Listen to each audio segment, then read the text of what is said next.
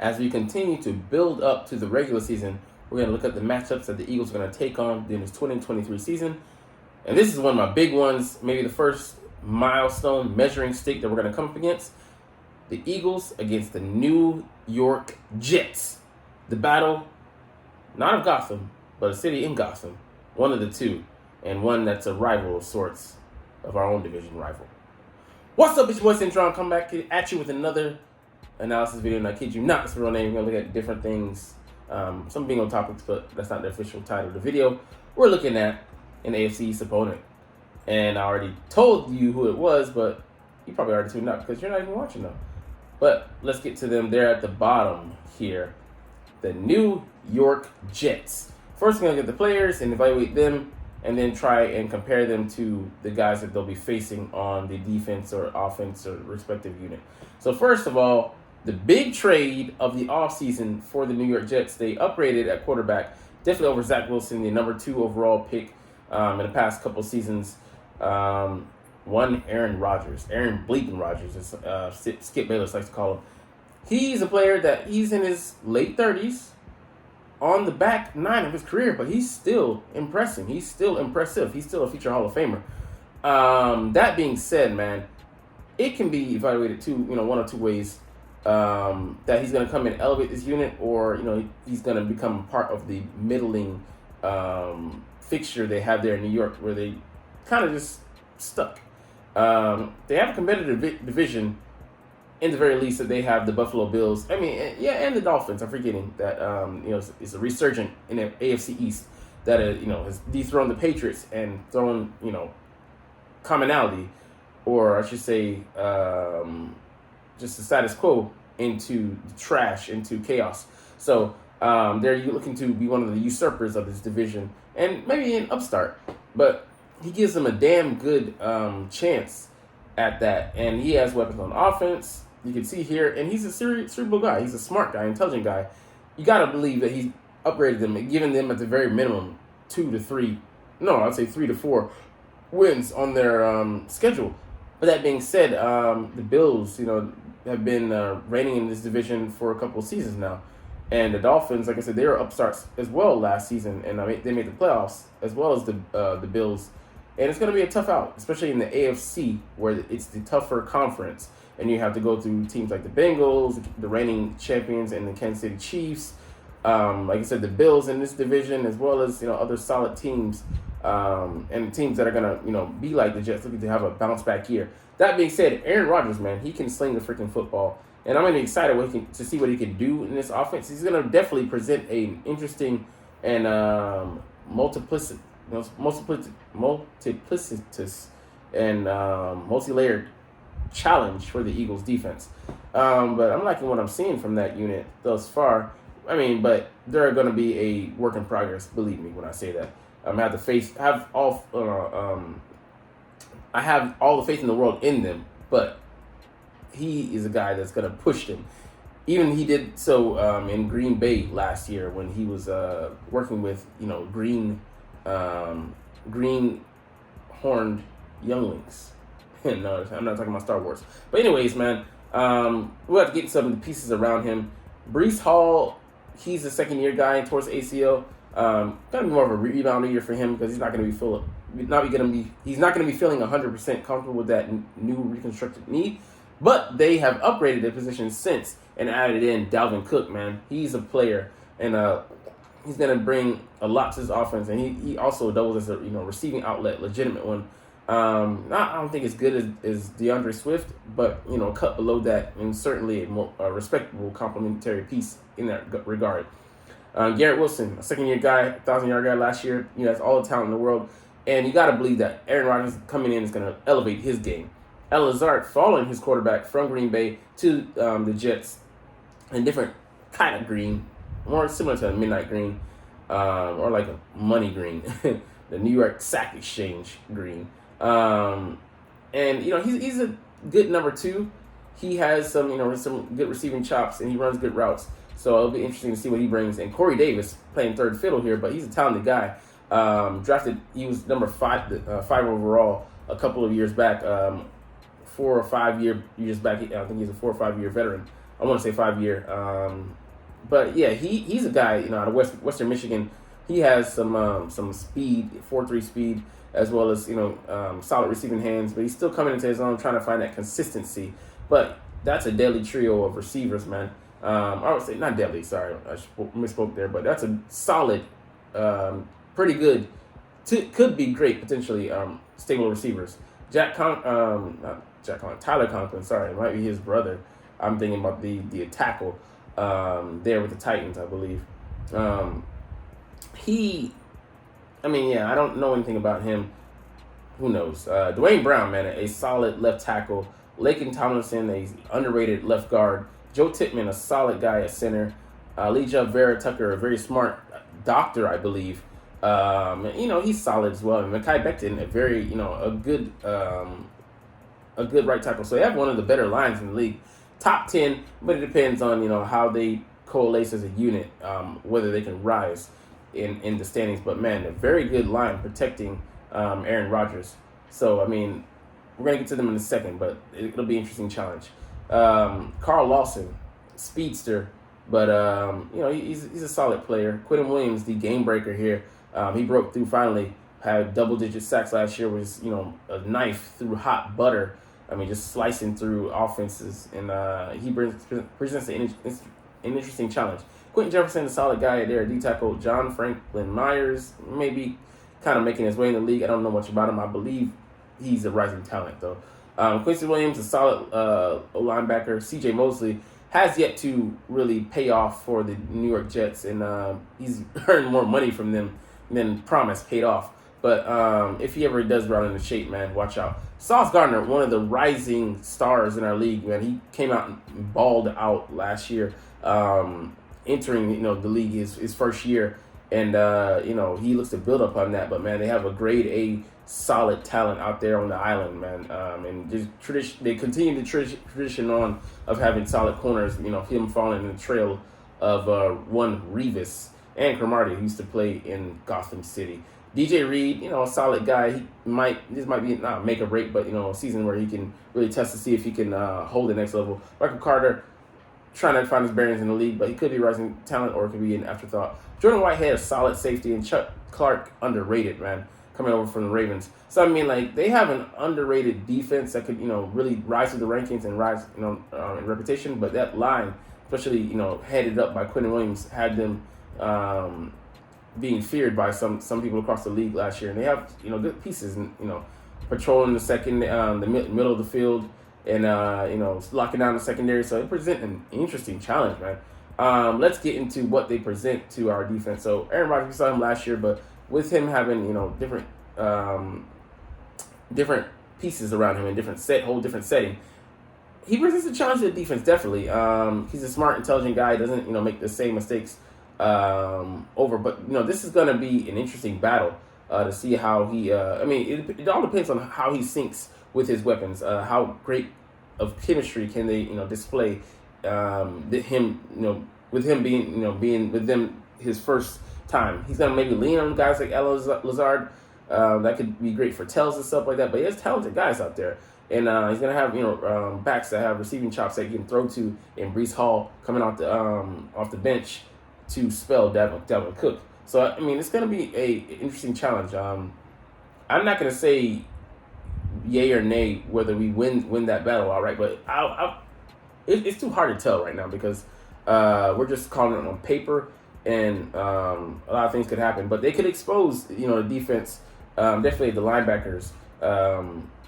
But these corners, I like them matching up with Garrett Wilson and Allen Lazard and Corey Davis. Our trio, including our nickel corner and Avonte Maddox, match up very well with these guys. It'll be interesting who goes on Garrett Wilson. I believe it'll be Darius Slay. He fits more of that model. He fits more of a Jay Jetter, Justin Jefferson type, but he brings, I think, greater size, and he's faster. But Garrett Wilson, it all depends on how he's looking. I don't know. I haven't read up on their training camp, how it's progressing. But even though it is on HBO, go watch that, Hard Knocks. But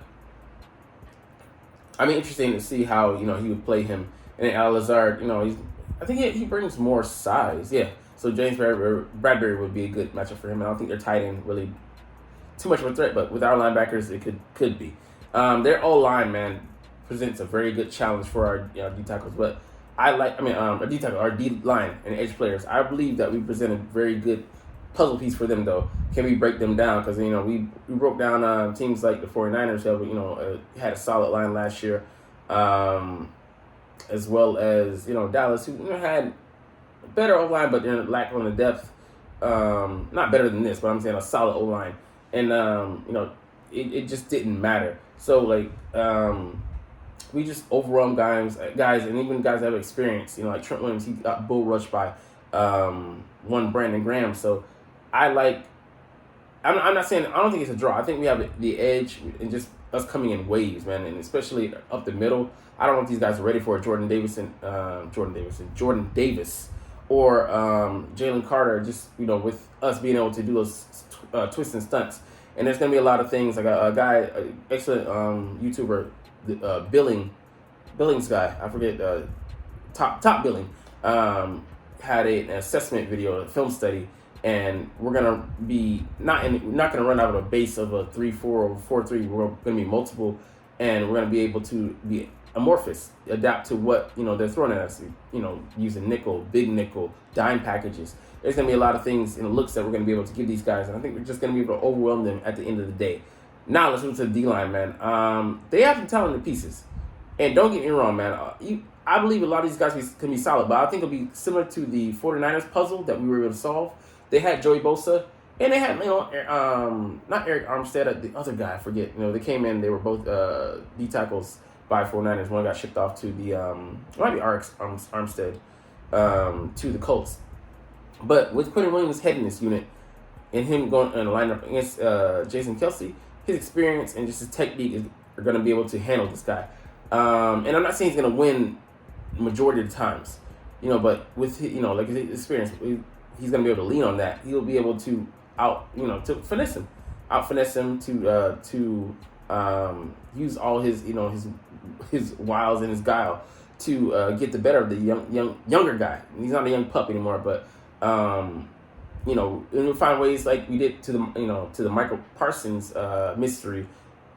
Find ways to make him run himself out the play, or to isolate him, or to take advantage of what he does best. So he has speed. Use that to your advantage. Have him overrun plays.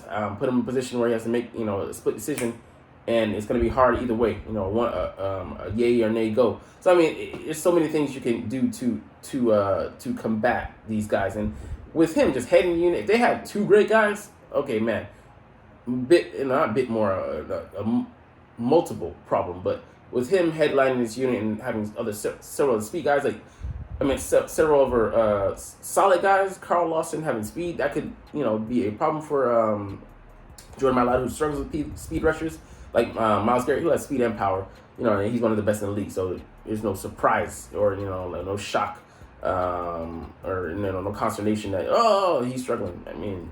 Most tackles do struggle, but anyways, I just think that we'll be able to win that battle in the trenches and overwhelm them.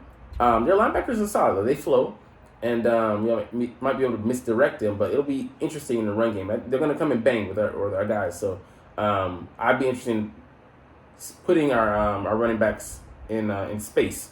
And DeAndre Swift is a great chess piece. He could be very interesting and very important in this matchup. Also, can they keep up with Dallas Goedert? I don't think so. So those two puzzle pieces.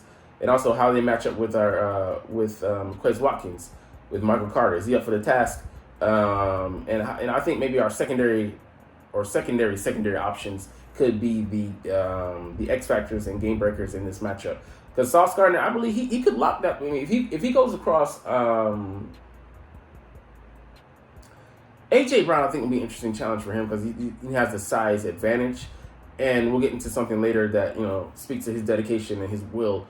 And his just drive, determination to be better, even last season, a 1,496 yard, almost 1,500 yard season. But I think he'll be stiff competition for either one of those guys. But Smith, I think he can lock him down because he fits more of the profile. He's actually faster than Smith, and he plays like a wide receiver. So I'd love to see that matchup.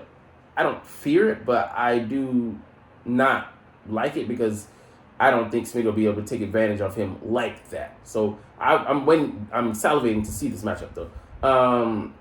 DJ Reed, I think he could be taken advantage of. He's a younger guy. Yeah, he's solid, but maybe he can be over aggressive. I don't know. I haven't dove into film study on him. The safeties, I can be solid, but could they be misled? Sure. We haven't met too many safeties that gave us headaches. Even though these guys are solid, we had a safety in the Steelers that Michael Fitzpatrick that we were able to get over on because just overwhelm them and it's flooding the field with options. We'll see how that goes. But anyways, let's get into some things here.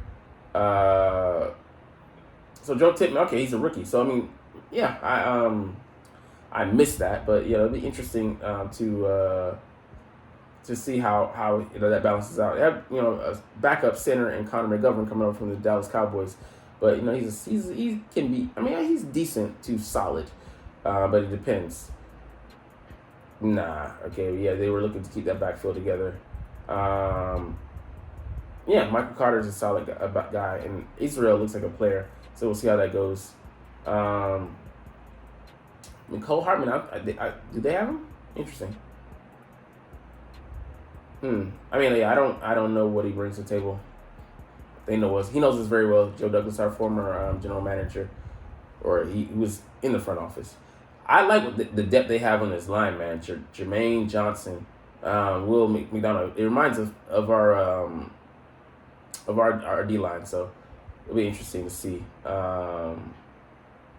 Let's see, but yeah, man. They gave Quinnen an extension already, so that's no problem. But I like the Eagles in this matchup just because I don't think the pieces are going to be able to coalesce so quickly. They're going to be, trying to hit their stride or just, trying to figure out things. And I think we can overrun that defensive unit, run game with Jalen Hurts as an option, as well as the O-line. I think we can get over on them as well. And despite their depth on defense, I think because only because of our defense, we're going to be ready. Anyways, let's get into it'll be a tight match. I think it'll be like a one-score game, though.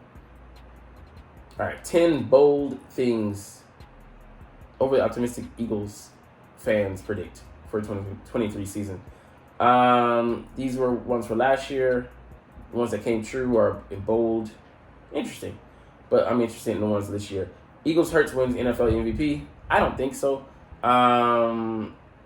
He very well could, but I just don't think that this is his year.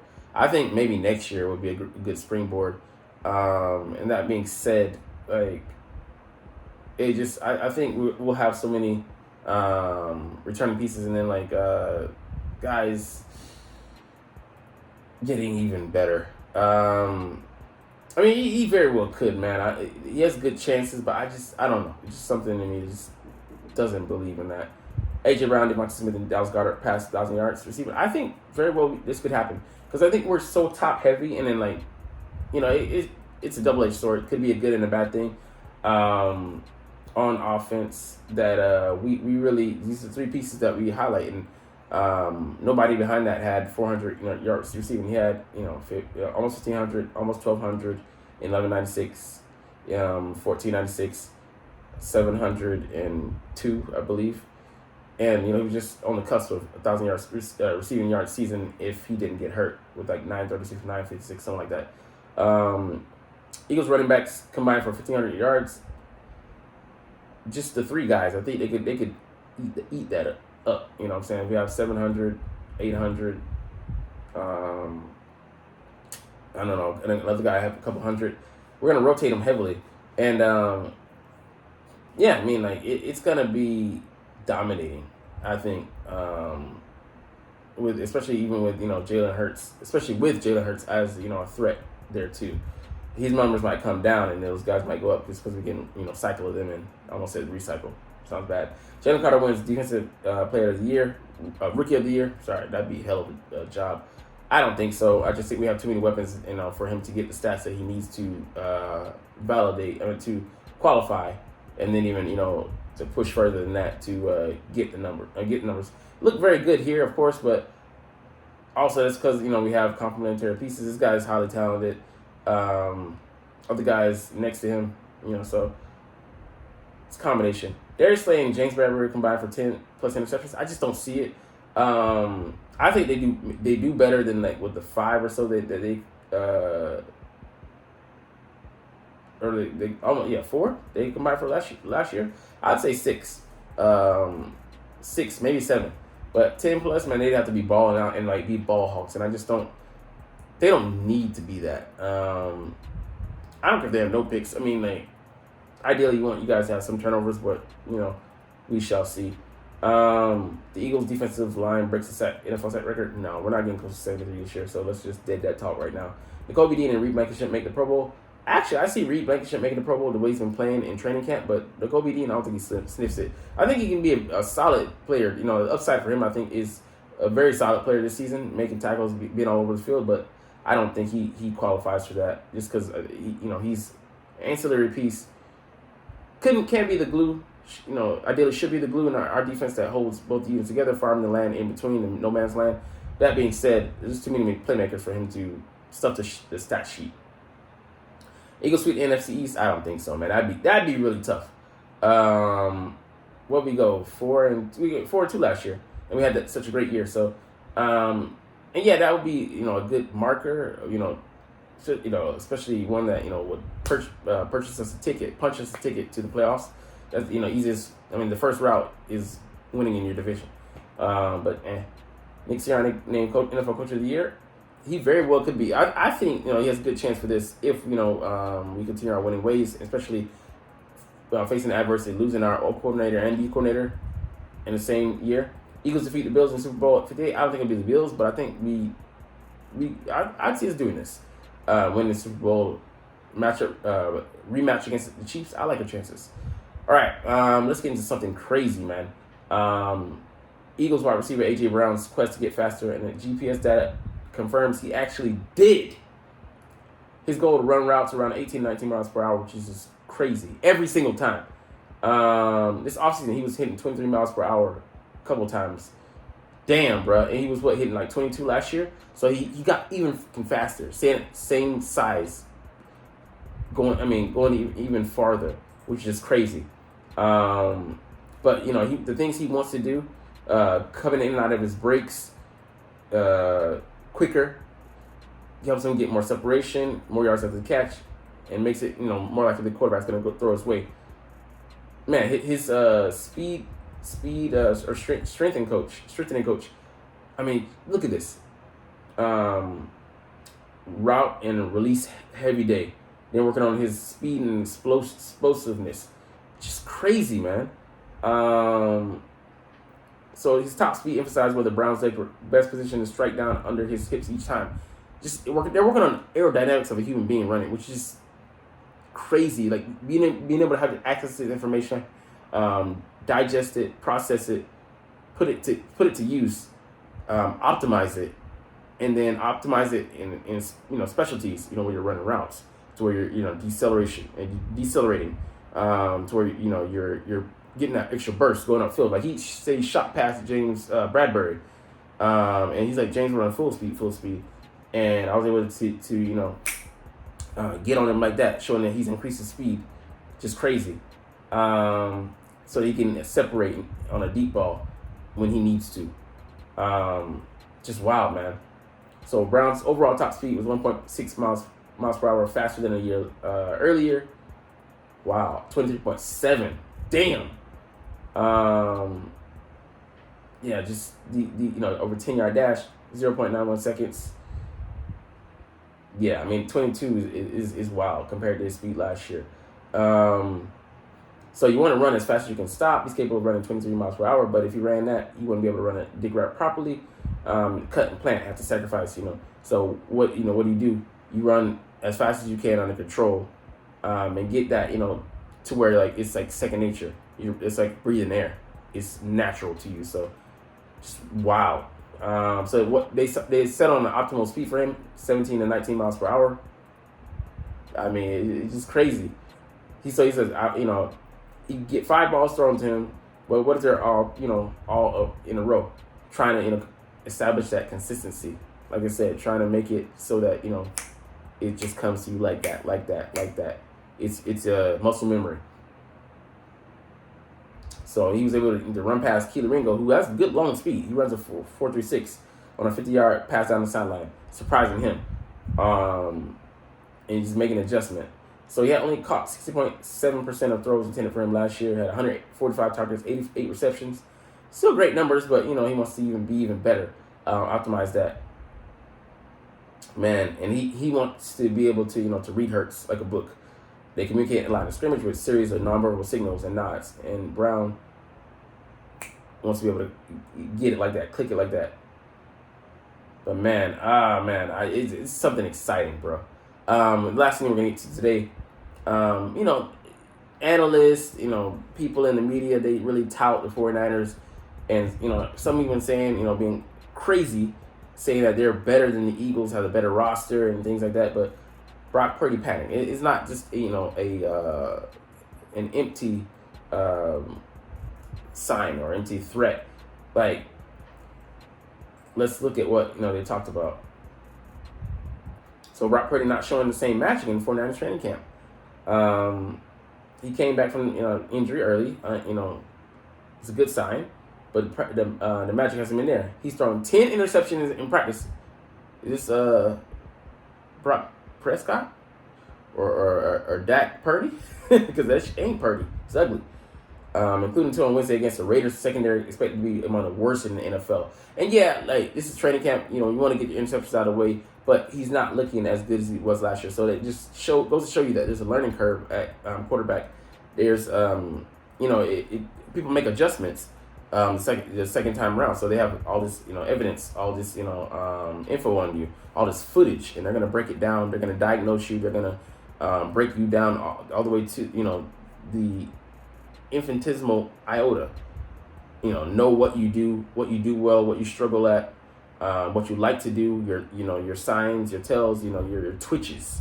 You're gonna have all those things down. I'm not talking about people being on live stream like Kai Cenat, but it's interesting, man. So I mean, it's just people are blowing a lot of hot air into this balloon called the 49ers, and the 40-winers, but do the research yourself. So I mean, he's not looking hot, and he's their top option.